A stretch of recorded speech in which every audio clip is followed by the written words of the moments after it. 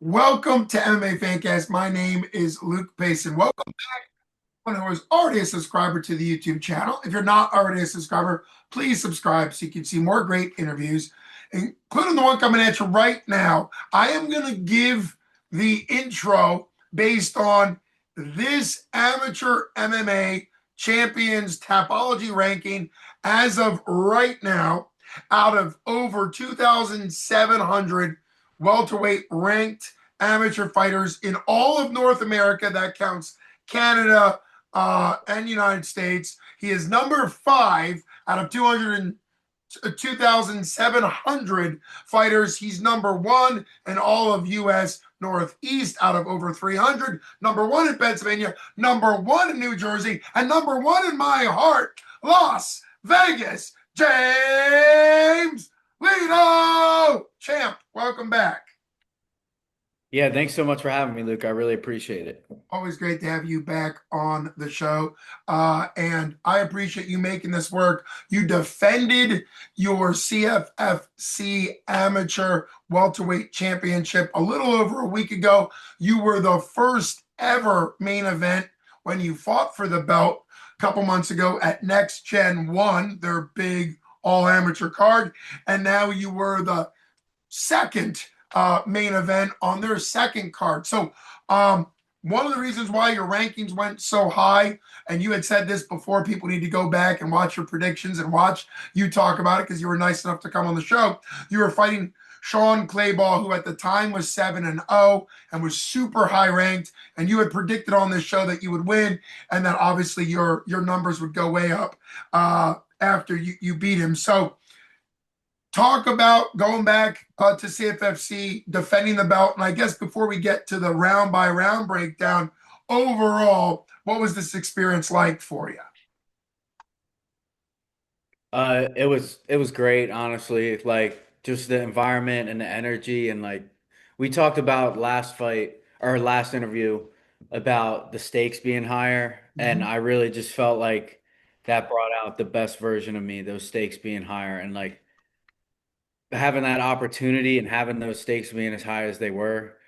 That's like what I fight for. That's what I live for. And to have it on my biggest stage yet in the main event, it was just it's such a blessing, and it was awesome to be a part of. But yeah, the rounds, it was good. I think I only really got hit like one time hard, but I won every second of the fight. But I mean, he was tricky, so it was hard to work for the finish, but I mean, I did my best and made for a good fight, got some good highlights, and I dominated overall, so it was a good night at the office. It was indeed. You ended up winning by unanimous decision. Of course, I know your goal is to finish every fight. You had finished your first fight for CFFC for the title by way of doctor stoppage that happened in between round 1 and 2. And I understand you're competitive and you're this high ranked for a reason. I will make the Chael Sonnen defense because he went on a rant a couple years ago. Of course, he's a wrestler, you know, but he made the case, a pretty good case, that a unanimous decision win in MMA in many ways is more impressive because it shows, like you said, it shows dominance over the entire 15 minutes or 9 minutes or whatever the length of the fight is, as opposed to, and of course, this is Chael, but as opposed to maybe not winning and then getting a quick knockout or a submission or something like that. For you, being the competitor, being right before I imagine you're going to launch your pro career or whatever's next for you, uh, even with the disappointment of not getting to finish, what do you see as the success of this? I see a unanimous decision win as being dominant and maybe in some ways being even better against the 7-0 guy, somebody who was obviously a stud, somebody you handled for all three rounds. So what are your thoughts on it being a unanimous decision as far as showing off your skills? Yeah, I'm always going to be a guy who looks for the finish. I'm never going to be a guy who's happy with the decision. Like I could dominate the whole fight, but a win's a win in my book. So split decision, unanimous decision, knockout, submission, doctor stoppage. It doesn't matter to me in terms of that. But I mean, the best I could possibly do is always going to be a finish. So, I mean, I'm happy with the unanimous decision, but I have truly believed that when I really get to show my skills and showcase what I'm best at, like I'm finishing everybody. So that's how I feel about it. And I just found out today I'm going to get the opportunity to showcase that again November 7th at 2300 Arena in Philadelphia against the number 4 guy who's 8-0. So I just got that news today. I'm super pumped about that. But how that cultivated was I had this fight. It was a unanimous decision. Didn't take a lot of damage, but Mhm. I just want to get back in there right away. So I'm super happy that that opportunity cultivated the way it did, and I just can't wait to get back in there. Wow, well, that congratulations, champ, on another, title fight defense coming up. We'll obviously have you back on specifically to talk about that as it gets closer because you just announced, well, I guess it's under a month away now. So in November, it's right around the corner. Um, but for you, this obviously means you're not going pro next. You're staying at the amateur ranks for one more title fight, as you just announced for CFFC. 2300 Arena is a great event venue in Philly. It's kind of CFFC's main event venue in Philly when they're not in AC or someplace else. You say you love fighting, you want to get back in there. Fighting against an 8-0 guy, you always say you want to fight better and better guys and show off your skills. You had mentioned wanting to show off your skills more in the future. Is that this fight coming up? Is that once you go pro, or will it be every fight that you'll just continue to evolve and continue to show off your skills? Yeah, I always want to fight the best guys and showcase my skills against the best guys because I truly believe that I'm only going to get better the higher the stakes are. So the more that's thrown at me in terms of circumstance, the better I'm going to be. And that's just I truly believe that because the way I think about it is like I can take anybody down and beat them up, but it's like where I really get to showcase my skills is where I'm tested. And like when that adversity starts to go, like maybe I'm not dominating like how the last fight went, and like I have to resort to different tactics, and I really get to show off my fight IQ and my skill set in all aspects of mixed martial arts, and that's what I'm truly looking forward to, and I believe that um it's just going to be a great fight on November 7th and a home crowd. I want to pack that place. 2300 Arena, 20 minutes away from my house. So I want to pack that place out and have my best fight I've ever put on to date. So I just can't wait. Well, the November 7th fight, obviously huge deal. I've seen the crowd reaction when you were fighting in Pittsburgh, and that's not your home, it's not your hometown, it's sort of your adopted hometown for a little bit when you were out here. But being that close, for you, and we can make this, the interview also about your title defense. For you being that close to home, because you fought for CFFC now and AC and other places, do you think it's going to even increase your excitement? Because you usually are a pretty chill guy. Like you have that intensity that some people would call like that serial killer face, right? When you get in there, you're just kind of always focused. I've seen you. Do you think this will kind of even bring up your excitement, or is it just about giving the fans a great show being this close to your home on November 7th? Well, yeah, I mean, I absolutely want to put on a show for the my people because I believe that I'll probably sell the most tickets I ever had being that close to home. And yeah, I absolutely want to put on a good show for the people, but I mean, I'm not treating this any different than anything I ever have. Like I always want to go out, always want to do my best no matter where I'm at. And I truly believe that I stick to that, then nobody's got anything for me. Well, and that dovetails perfectly, champ, into you taking on. You're the number 5 ranked fighter in all of North America, and it sounds like the 8-0 guy you're taking on is the number 4 ranked. From what you said, that hasn't. It's not on Tapology yet. It's not been officially registered in there. But you mentioned not taking any damage in your fight from a week ago. What level of readiness do you keep yourself out to be able to go from one fight and then about a month later take on, you're a top 5 in the entire North America fighter. He's a top 5 entire North America. Where does that show your skill level and your confidence level, plus your readiness level for this fight now, just a couple weeks away.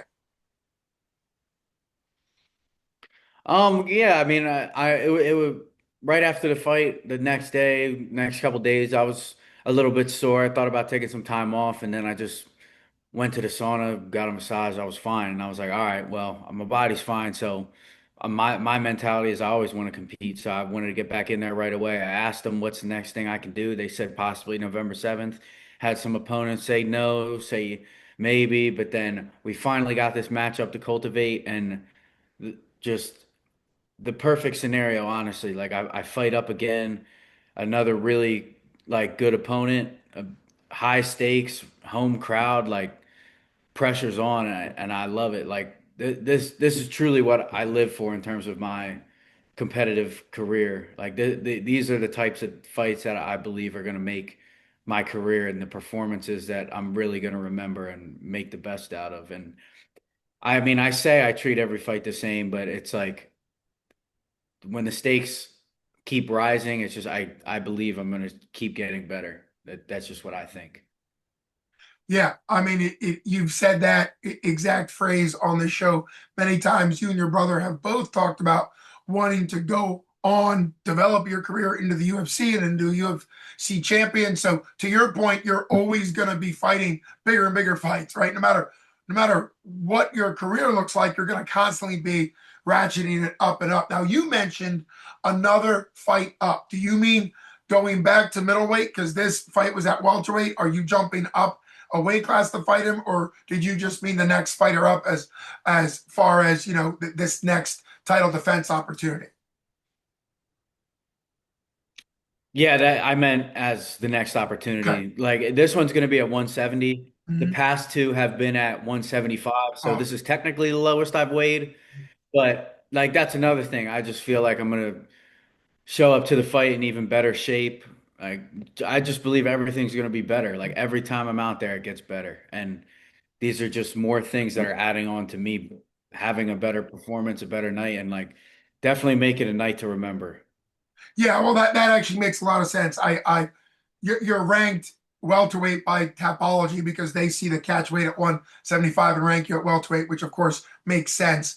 But yeah, that's another great thing to kind of see out of yourself. Not only a performance against a top in the nation guy, but also you weighing in at 170 officially for the first time as far as getting there. That's also a pro weight in the sense of welterweight at 170 is a pro weight, not a ton of 175-pound pro fights catch weight wise. So that's also cool to see on the November 7th card. You fight at a weight, make a weight, and fight at a weight that you'll be fighting at most likely for a lot of your pro career. I mean, it's super exciting.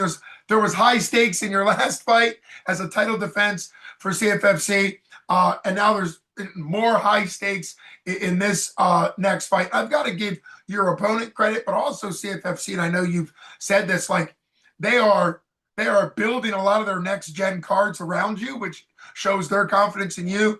It also shows their ability to match make at such a high level, getting you, but also getting your last several opponents. I mean, they put on huge, huge, significant events, and it's great to see you be really a figurehead for them at the amateur level when you're headlining these next gen cards.